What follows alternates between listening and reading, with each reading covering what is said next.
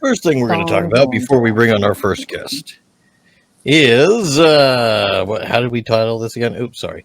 Actors' performances that went beyond expectations in a good way. Now, we have talked about some of this before because I was thinking about it when putting my list together, and I'm like, oh shit, I've already said some of these things. But Michael Keaton's Batman. Okay. Anybody else remember like going when you heard Michael Keaton was going to be Batman? You're like, what the? Beetlejuice. I remember when I saw it because, like, George Clooney's Batman, you know,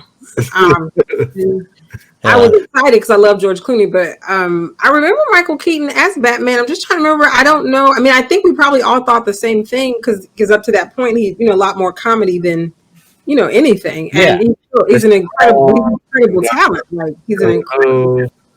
But he's not known as a large, buff, dashing figure, like the comic book image of right. Somehow he pulled it off. Mr. Mom. But he pulled it off, though. He did. And with his delivery of the lines, especially that one when they're looking at, when he pretends not to be Bruce Wayne before what's her face? Kim Basinger. Sorry. And then I cannot remember. At the armor room, like he's like, "Oh yeah, I'm Bruce Wayne." And she looks at him and he gives her the face, like, "Yeah, I lied to you earlier." It was just hilarious. Anyway, go back and watch that part. It's great. I don't know. I would maybe say Beetlejuice was more of a a true commitment from Michael Keaton. And did you guys know that Beetlejuice technically only has 15 minutes in the entire movie? Like his screen time only adds up to 15 minutes. I did not know that. I just found out. Yeah, but he's a funny guy. I think Beetlejuice, to me, comedy horror is because at the core of it, he's still a comedic actor. But to pull off a superhero and make us believe it, I think is head and shoulders above what anybody believed of him at the time. Definitely because I don't remember what year it came out, but that was a while ago. And at that time, I don't know if Beetlejuice had even happened when Michael Keaton's Batman was out. But we certainly, as a Michael Keaton fan, we certainly were like, okay, how's that supposed to go? It's a great movie. I think the fourth time I watched it, I was with like one of my girlfriends and her parents, and her dad was named Charles.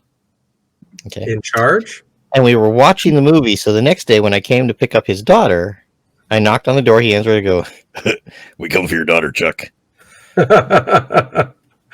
the movie. And he's like, don't ever do that again. They let you come back? Oh. Good one. I got good grades. That meant a lot in that circle. Okay, so like, let me in. Those who are watching from the circle know. So what's it called? I've already mentioned this before. Sean Hayes as Larry in the Three Stooges movie. I didn't watch Now, that. not the best movie in the world. You're right. But Will Sasso did a great job as Curly. That was amazing. I was blown away because I was like, when you picture Larry, you're like, well, who can ever capture that again? That guy's a living cartoon. Well, Sean Hayes actually did Larry. Perfect. If you ever get to go watch it, but go back and watch it. Sean Hayes does the voice. He does the faces. He can pull it off. Slightly less ugly, but then again, a newer actor. They've been making them better every decade. Sean to me will always be Jack. I know. And that's the thing is you see that and then you see him do Larry, from Larry, Moe, and Curly, of course, because things with Shemp are kind of not as good. Everyone knows that. You said actors who have outstanding performances. Above what we expected, not just outstanding, but above what was expected. Yeah, for me, I would say Heath Ledger as the Joker.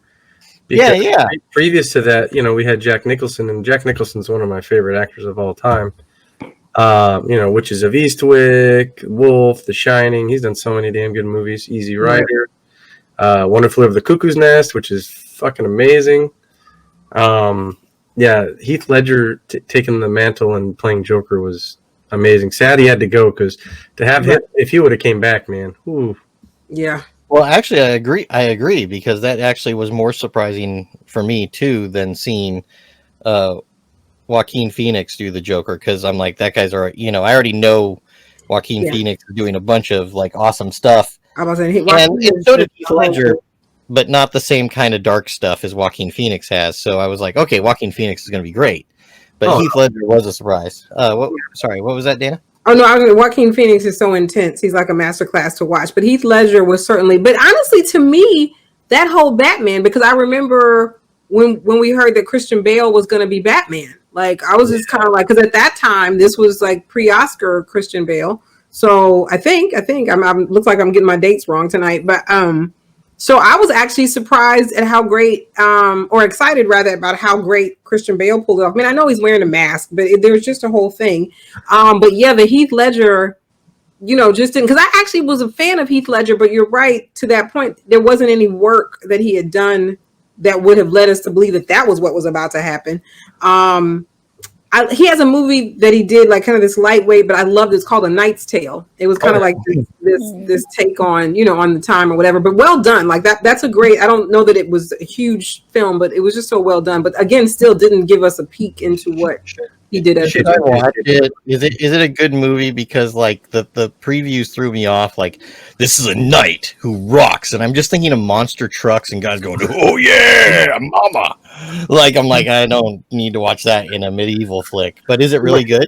But it is. It wasn't. I mean, and I can't tell you anything about the campaign, that led up to it, because I wasn't paying that much attention, because the movie itself was a surprise. Because I was just like, oh, this is really good. Because I don't even think I saw it in the theaters. I'll be frank. I'm sure I saw it like DVD, like after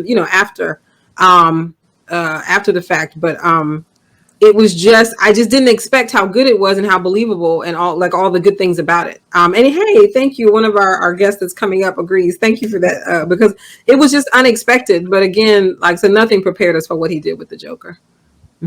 So I got another one that was surprising to me, and I don't know how many people know of this, but Bruce Campbell as Elvis. Oh yeah, Bubba Hotep. Oh yeah, that's a very obscure film. I don't know if very obscure film. I haven't Bruce seen it. Campbell. Many people know him as Ash from The Evil Dead. Yeah. Okay, so that's been a character he's done for a long time. Even when he's played a lot of his other sitcom things and like TV series, you still see a lot of the same expressions. You see a lot of the same stuff from Ash, because it's a lovable character. Like he's gritty in the right way. When he plays Elvis, and not like an overdone "oh mama, yeah, going here, like I would do, because I'm a hack at playing Elvis. But he does a perfect, like, just subtle Elvis. He's the real Elvis in a nursing home. Okay? It's because at one time Elvis got tired of his life and decided to switch with a double. And the double is the one who died on the toilet, and he lost the proof in an accident. So, later on, he ends up fighting a mummy with a guy that believes he's JFK that in the home with him. It's really a neat movie, and that does not give it justice. You have to see it because it's a multi-genre movie. It's weird as hell. Like everybody's screen was frozen. Like that's just how still we were. Like when you said died on the toilet, like everybody's screen, like Stephen was, I don't even know if Stephen was breathing. Same people had a smile, but it didn't look like she was breathing. And I know I wasn't. I was like, what just happened? I'm sure you've heard of Ozzy Davis, Dana. Oh my God, Jesus! Yeah, Ozzy Davis plays JFK in the movie that he's talking about. Okay, and here you just gave me the one reason to watch it. You just gave me the one reason. Ozzy Davis. No, it's a movie that's unlike anything you'll ever see. There's no way to describe it that doesn't make it sound like crap. Then you watch it and you go, "That was a masterpiece." It was the weirdest combination of genres. And what's it called again? Bubba Hotep. Okay. I didn't hear you say that. You know what? I remember when it came out, and that's the only thing. That was probably one of his last films. Ozzy Davis. Here's the thing. I love Ozzy Davis. Is that's all of our grandfathers. So yeah, I remember Bubba because that was his last film. He died after that. So that's the only familiarity. I didn't hear you say Bubba Hotep from the beginning. If you had said that, I'd have been all I would have said was Ozzy Davis, because that's all I know about the film. And that one was directed by Don Corselli, who did the original Phantasm film, and he did the classic Barbarian one called Beastmaster.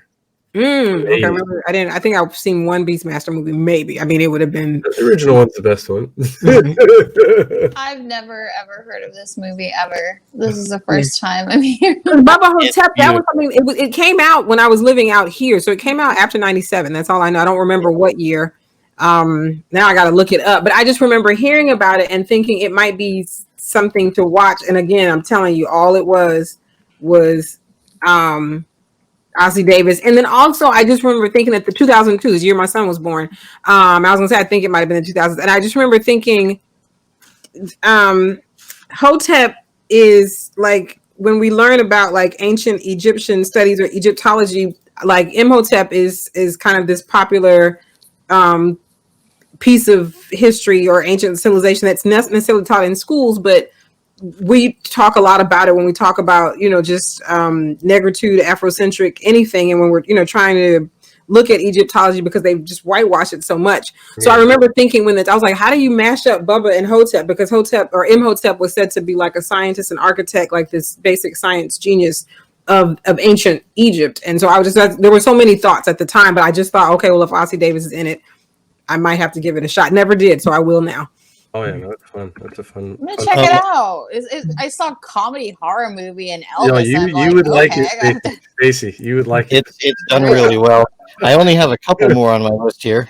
One is Johnny Depp as Hunter S. Thompson, and from Fear and Loathing in Las Vegas. I've always heard good stuff. Heard good stuff. Always heard. Yeah, I went into the movie knowing it was Johnny Depp. Okay, what's funny is I made my wife watch that movie with me. Oh, she thought it was weird. Later on, we're talking about, she's like, yeah, Johnny Depp is cute. And I go, even in Fear and Loathing in Las Vegas? And she goes, who was he in that?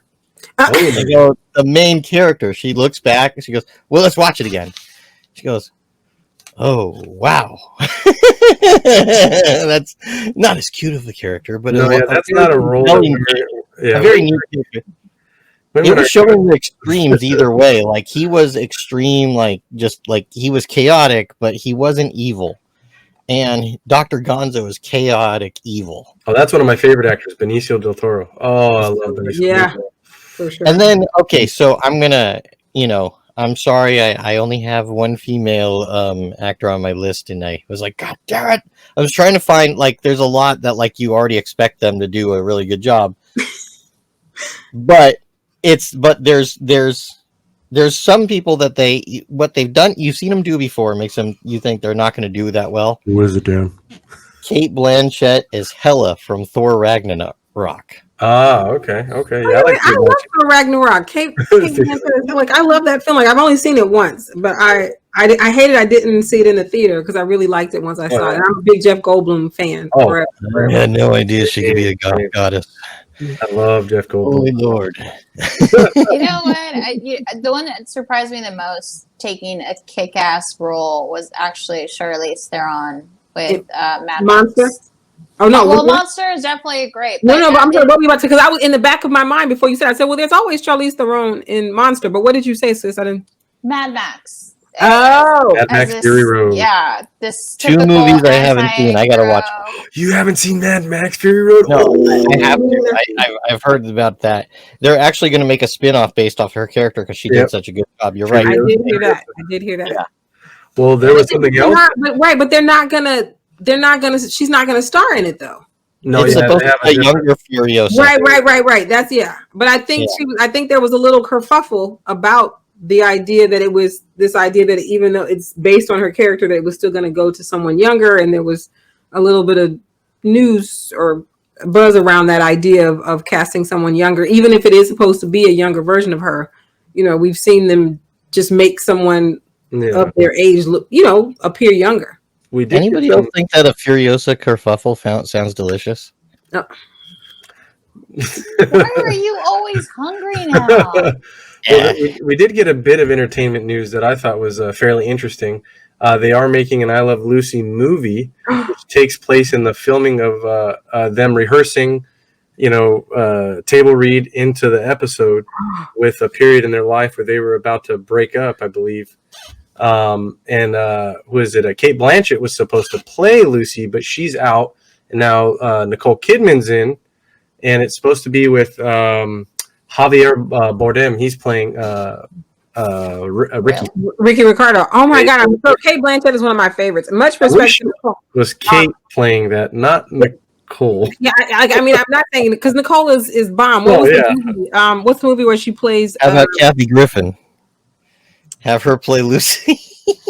But I think it wouldn't be as interesting because I don't know if Kathy Griffin is that great of an actress. She's a funny lady, but I don't know if she's that. I mean, like, she just play it like herself. Hey guys, this would not be interesting to me. Like, because first of all, I am a Lucille Ball. Oh, Monster fan. Oh my God, her and Carol Burnett. They are untouchable. No, what is it? No Lucy, no Star Trek. If it wasn't for her, so that's Wait, what? Oh yeah, she helps. She was really good friends with William Shatner. She saved Star Trek. If it wasn't for her, it wouldn't have been renewed or anything like at all. Really? Right, but tell us a little more. So he wasn't going to do it, and she convinced him. Like, tell us the story. As far as the stuff that's the way that I remember is the network didn't because it didn't catch on the way they wanted it to, and the budget they just didn't want to do it anymore. And then he went to her, and I don't know if she saw it. I'm going to assume she did, and she was good friends with him, and wanted to bankroll further stuff. And I'm going to assume, and I'm pretty sure I'm spot on because it was a diverse show. It had an Asian guy. It had what was it? A pretty black lady. Who was people don't know, but Gene Roddenberry, who created Star Trek. Uhura was his mistress. Like, people don't know. Okay. I just found that out in the last 3 or 4 years. But like, she was his muse. He was very married, and she was the muse. And she, very married. That's the actress that. Yes, I'm trying to. Not Denise Nichols. What is this woman's name? I'm feeling some kind of way because I don't. Because she's still gorgeous, Captain Uhuru. Let's see. And at that time too, when they had the gentleman who played was it Sulu? Yes. He just died, I think. I can't think. He died recently, I believe. Like, I just remember something in the news. But yeah, I watched it. I watched it as a kid. Yeah, him and William didn't get along because he found out that he was gay, which is tragic. Oh, very wow. tragic. Very All I tragic. hear is negative things about William. Yeah, that's all I've heard for years and years, and I'm like, oh yeah, he. Yeah. Oh, this guy make it in the industry. He seems horrible. I don't know. I could be definitely wrong, but that's all I hear all the time. Oh no, yeah. Another group Nichelle Nichols. I knew it was Nichols. Nichelle Nichols. George Takei. Thank you, Heather. George Takei, and he is alive. He's still living, I think. Yes. I should know his name too. Damn it, I'm part Japanese. Yes. Yeah, you should know George Takei. Mm-hmm. Yes, you should. What does he say? What's his little tagline he has? Oh yeah. No, her name is LaRouche Blanche. Okay, so just look that up. Anyway. Oh, it's oh my. See, thank you. You saved us again. He has that Count Dracula. Oh my. Oh my. So good. So many memories watching. I didn't watch it just super well, but I watched it because it was it was what we had at that time. Scotty. Oh my god. And one other thing to bring up is it was like Monty Python actually had a lot of their films bankrolled by like British rock stars like the Beatles, Led Zeppelin, Pink Floyd, Genesis, Jethro Tull. Like they all pitched in money for things like Monty Python Holy Grail. It was George Harrison that gave a bunch of money to make Life of Brian because he just wanted to see it. He's like, I just want to see you guys make this thing. And that happens. Two legendary comedy movies. All right, so now, so Desi Lu was a producer. They one of the producing companies on Star Trek. Oh, there you go. And that's how. So and if you guys know, we have a guest I know that's coming in. So just you guys know that it's because of the Lucille Ball show that we even have syndication. That syndication exists because they created it with their split deal. So out of their deal, Desi Lu, out of their company, I had to look it up because I was like, I've studied TV. This is they're way ahead of their time. Yeah, exactly. Oh my God. Really. They should have named it after Lucille instead of Cindy. No, I have to admit that's a good one. I agree. Like I was like, to me, you don't even know if you don't study television, then you don't know that incredible history, that incredible chunk of history, like about Lucille Ball and her husband, and about Ricky Ricardo. Like just first of all, we all love them anyway. Anyway, so much good stuff. So amazing. So amazing.